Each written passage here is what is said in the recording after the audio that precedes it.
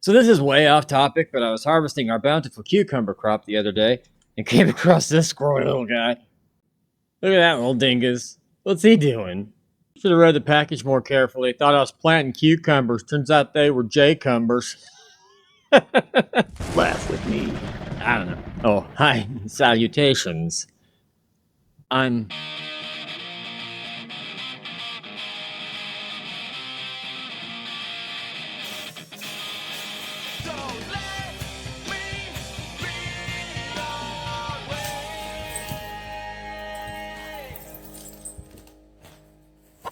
He said no bad words at all. Hi, I'm Rick the Jerk.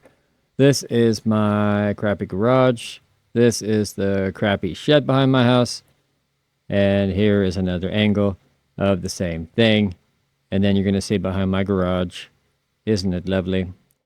I do want to say apologies to our regular viewers. I know a lot of you were expecting to hear Jason in the voiceover with me this week. We were planning on that. And if you recall from the last time I brought it up in a video, I had screwed around and sent Jason a bunch of joke texts with a random duck facts that weren't even really facts. And so his phone flagged my number as spam, and we thought we had it corrected, but he's still not getting my messages and stuff. So Jason's not here this week. But if you guys have been following on this channel or Midwest Magic Cleaning, you know the guys were over at my house to help with the basement. And then the following week, Jason came to help me outside. We were going to do like a little interview and just kind of get his take on how things went. And I was going to ask him some questions about his experience doing some of these cleanups. But we'll just ramble this week, you know, like normal.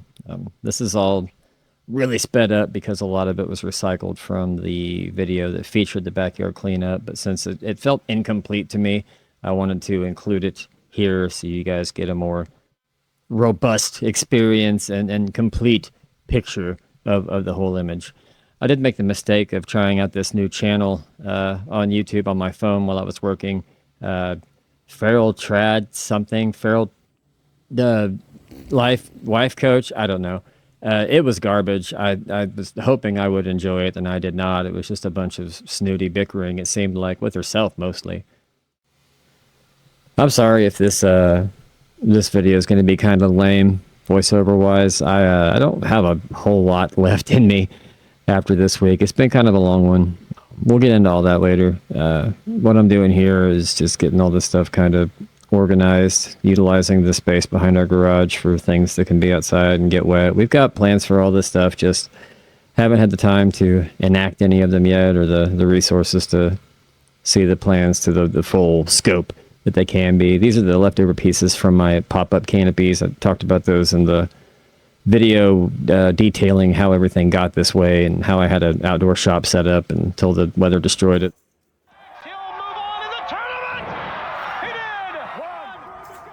Sort of like how I just destroyed that Rudy Poo candy canopy in the backyard wrestling champion match of championships to become the intercontinental champion of the backyard wrestling canopy championships. Thank you, and you're welcome. There's just some more crap I'm throwing away, and here's some more crap that's going to get thrown away. The heck is wrong with me? Where are my manners? If you're new to the channel, welcome. Welcome, welcome. We're glad you're here. What we're doing here is we are trying to get to a financial level where we can go out and fix other people's homes for free. I think with the growth that we've seen this month, we're actually a lot closer to that goal than we thought. I think we can start doing this stuff, maybe small jobs weekly. But what we're doing until then is going through old footage and some new videos and some of these collabs that we've done with Midwest Magic Cleaning to kind of get ourselves out there and build up our audience and hopefully soon be able to start doing more. We do, if you've been following along at all, you know that we have a roof replacement coming up for a very nice lady we're calling Miss J until I get her permission to use her name. But I think we finally have a date set, so stick around to the end of the video and we'll talk a little bit more about that. Until then, you can just continue to watch Jason and I carry things from one area to another at an alarming speed, really. It's a miracle the friction alone didn't burn us up upon re-entry. Wait, no, that's astronauts, and we're just a couple of guys sweating in a garage, joking about dude stuff. Jason really is awesome, though. Him and Mac both, not just as people, we love them to death, but like the whole idea behind what they do with their channel and what we're trying to do with ours, and guys like Midlife Stockman do. That's one thing I hope we can do here is continue to grow this network and community of people that love seeing people just show compassion and understanding to their neighbors and their communities and do nice things for people just to do nice things for them. Mrs. Jerk and I always try our best to practice as much as possible and try to instill in our girls is how little energy it takes to truly show kindness and compassion to the people around you, and how much of an impact that can have in even the smallest ways in other people's lives. And that's a good thing. It's a good thing. We like that. So, hey, let me know in the comments. What are some other channels that you watch where they do stuff like this? It doesn't necessarily have to be like cleaning or fixing things, but where people just go out and do stuff for other people out of the kindness of their hearts. I want to see more of that stuff. So you got any good leads for me, throw them my way. And I'll let you know what I think of them after I watch them. Here's some more shots of the floor of the garage. It really bums me out that we don't have more space in our house. When we bought it, we thought we were going to be able to remodel the basement before we realized how bad the water issues are with it. And we have some of the same issues out in the garage. I've tried to do what I can with the space, build some shelves out there, but I think I'm really just going to have to kind of tear it all apart and start over again. The shelves that are in there aren't organized very well. I was just kind of working with whatever scrap I had to get stuff up off the ground when we moved in. We'd had plans to build like a lean-to coming off the garage where that big white shed is you guys saw earlier, and make that a more social space or workshop type area. I don't know. We had a lot of ideas, but just didn't have the money to pull it off. And, times get tougher, and we've been through so much over the last couple of years that it's been hard to afford or have the energy to do things like that, like we wanted to. Hopefully some of these changes in our life will lead to more positive circumstances for us, and we can start to realize some of the dreams that we've been struggling to achieve over the last few years. This turned into a nice little transformation, though. I think the garage was unwalkable before, and now we've got stacks of totes and stuff out there, but it's definitely more organized than it was previously. There was a time when everything was meticulously placed and all that fun stuff, but just work would get so crazy when I had a crew, and we'd have 2 to 3 people working at 2 to 3 locations every day and having to unload some stuff from the truck and the trailer and load up other stuff and run it back and forth. And one crew would need half the drywall and stuff, the other crew would need the other half of it, and things would just get mixed up and lost. Did have a lot of fun though working with Jason. We vibe pretty well and have similar senses of humor, so there was a lot of horsing around. What happened next was a total disgrace. Sorry. And I feel like that's an accurate description of most of my time spent with Jason and or Mac. Just a disgraceful delegation of degenerate dads dabbling in do-goodery and weaponized flatulence, especially in Mac's case. The man's like a fart assassin. There you can see my sewer cleaning machine or roto-rooter type device. It's not an actual roto-rooter. It's a Win, I think. I don't know. Amazon special.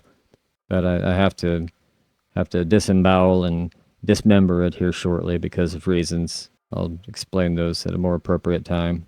There's a bunch of scrap copper I don't know what to do with. Anybody out there do any junking? I've never junked before. I've never taken anything to a scrapyard, so I'm not sure what the value of things are, what's worth saving and turning in.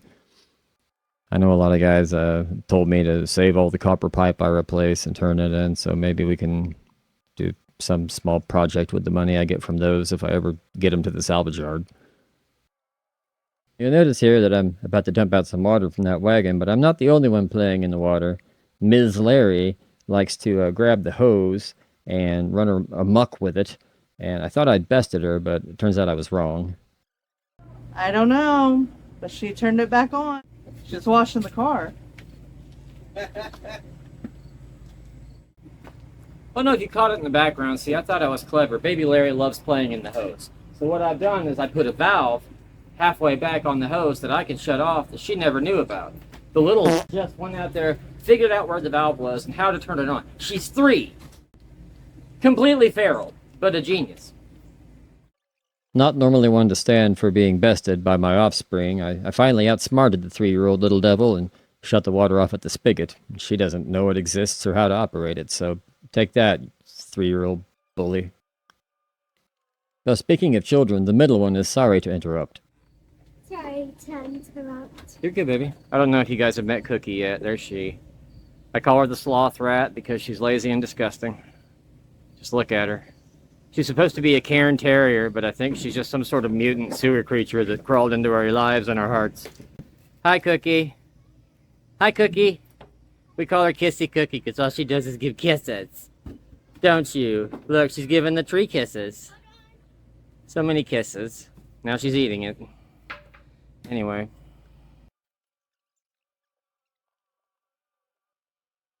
Just talking to Larry, and then suddenly tragedy strikes as she tumbles over her own feet and calls out for father.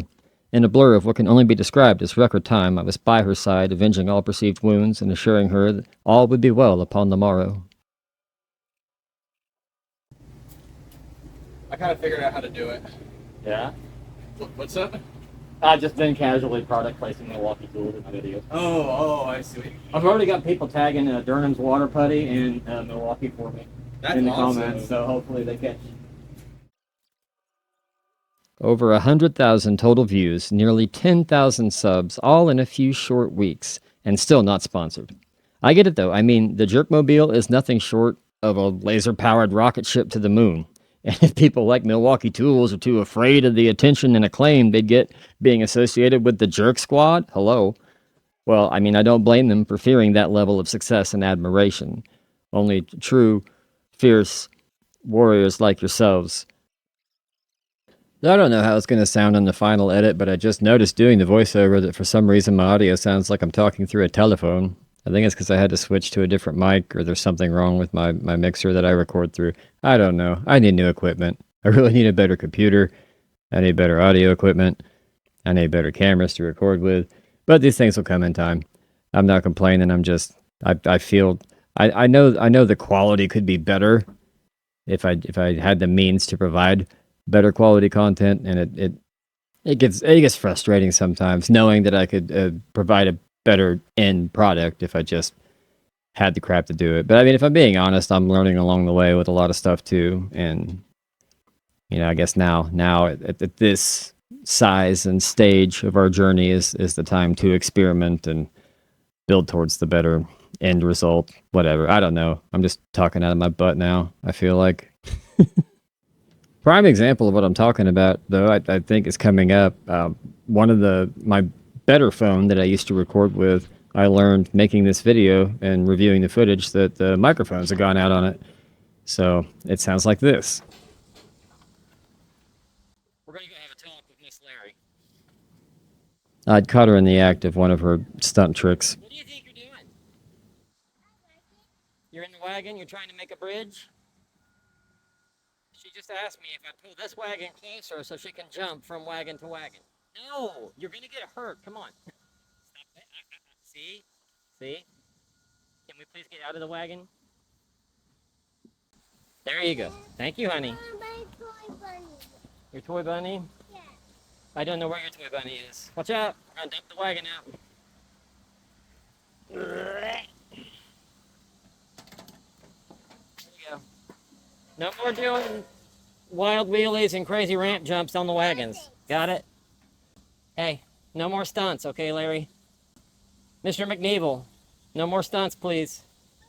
Thank you. Love you, bye.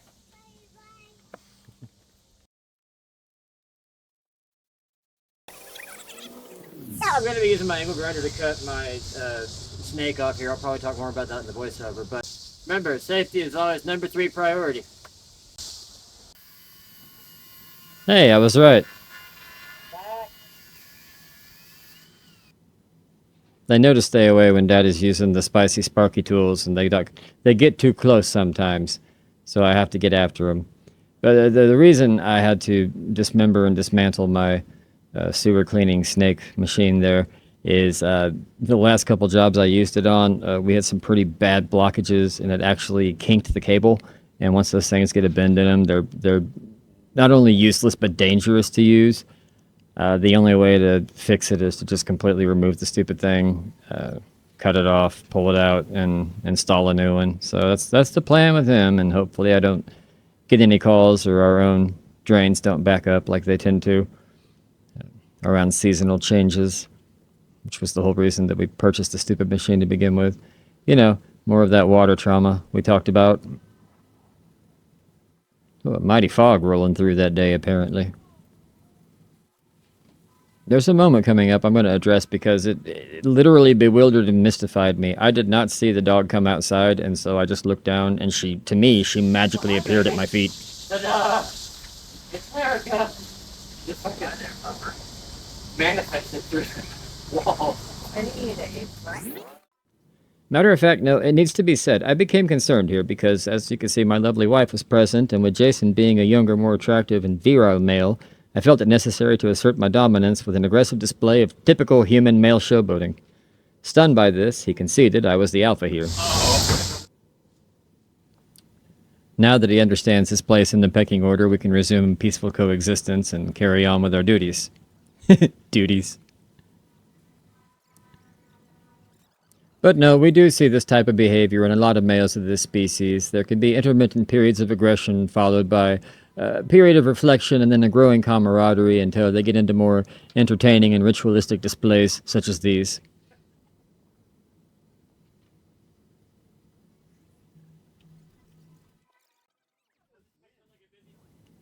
Aren't we just precious? Anyway, I think I end up having to bail on Jason again here in a few minutes to go take a work call and do some office stuff. I don't know that we really talked about my job situation in the other videos. I know we have in some lives, and we were going to get there in the story series, but it's going to be a while before we release any more of those anyway, so. Yes, a few months ago, Mrs. Jerk and I were trying to get in with this company that we'd become acquainted with. I was trying to branch out into more commercial work, so not just residential, but apartment buildings, multifamily homes, businesses, that kind of thing. And right when I was getting ready to iron out my agreement with these guys, which was going to be traveling maintenance, reviewing bids and invoices, that type of work, my freaking truck broke down. I could still limp it around locally, so I was able to work at the one property they own in our area, but not the ones that are hours away like we had originally talked about. So that led to me working in more of an office capacity, and that's just not something I'm very good at or built for. The whole experience makes my skin crawl, it makes my anxiety peak. I get overwhelmed super easy, and I'm the kind of guy that I expect myself to at least meet slightly above standards or overperform when I'm doing stuff. So if I'm not performing at that level, it drives me crazy. Add to that the hands-on work I was doing on sites got to a point where, no fault of the company at all, just circumstances or property owners, that kind of thing, I was going to have to start covering up stuff I don't like to cover up or half-ass things that I wouldn't want to. And then it all kind of culminated this week when we have a tenant who, when I was in one of the darkest times of my life, was one of the only people in town when I lived over there that still treated me like a person. And she's a little rough around the edges, but I know she's got a great heart and she's a good person. And because of reasons I don't think are fair at all, we had to evict her and I had to change the locks on her apartment. And as I was doing that, trying to keep my crap together, I realized that's it for me. And I put in my 2 weeks. I guess at least now I have more time for covert operations and special maneuvers like the ones you see here in this clinic that I'm putting on. How did he do that? The agility, the stamina, the lack of charisma, the dad of it all. Yeah, I'm totally not freaking out. You're freaking out. I'm not sure what we're gonna do because, like I said, for the last year, I've been making this commercial push and pretty much working exclusively on various apartment buildings in our area that I'm no longer affiliated with the people that own them, and they want nothing to do with me. They stiffed me a bunch of money and cut me out of some jobs I was counting on, and we ended things on very bad terms. I think they owe me like over 10 grand, and I'm never going to be able to collect it. But during that year, I put off my regular customers and I put off new customers because I was so focused on this commercial aspect. And in my area, you've got to stay in the public eye to stay relevant to get the calls. And in our area, my line of work, business is about 50% repeat customers and 50% new customers. So I worry that things aren't going to work out, but we're going to stay hopeful that they will, and we'll just see how it goes, I guess. Not all I can fit, babe. America. Mirka. Miracle. Miracle. Poopy doggo. Oh, today's episode has a special guest appearance from my creator. Hey! What is the actual? That's Granddad, as he's known around the house. Dad, as I've called him That's for gonna about be 40 funny years that we now. bought that though.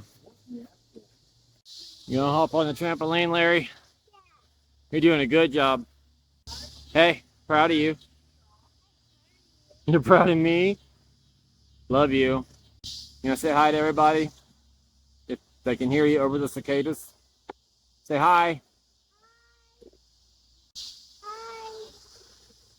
You're adorable. Rascal. Dad's gotta clean the pine needles off your trampoline. So old Granddad hung out for a while and visited with AJ and played with the girls, and we caught up. And he helped me out with some of the stuff I was doing. I like to think that everything happens for a reason. I kind of have to. Otherwise, I go insane with trying to find meaning or purpose in situations that really don't have it. But I find that, like, even after scary and uncertain times, stuff that seems like it's all just negative experiences and darkness, if you look back honestly and truly deeply reflect on it, you can find purpose and meaning in even the most absurd and painful situations, and see how it either shaped you or shaped events to lead to better things. So as stressful and scary as this is, knowing that we're not going to have that regular income that I was getting from the job, and not knowing, what my customer base is going to be like when I haven't marketed or tried to get new customers really at all for over a year now. And I know that our local economy is not great right now. There aren't a lot of people doing work, especially with the weather like this. It's freezing hot outside. We've got enough work to keep me busy for probably a month at least, so that should be a good enough buffer to do a little marketing and get my name back out there and see if we can't rack up some pre-winter work to hold us over. I don't know. As a father and provider, I worry a lot about whether the decisions I'm making with the best interests in mind are the right ones or not. I've got 4 beautiful ladies that depend on me and a couple of fur children, and I want to give them the best life I possibly can and help as many people along the way. And I don't know if I can do it or not, but I'm going to try my ass off and hope that we can make the best of it. Hey, if nobody else told you today, we want you to know you're doing a good job. Love you, bye. Good job, Daddy. Thank you, baby.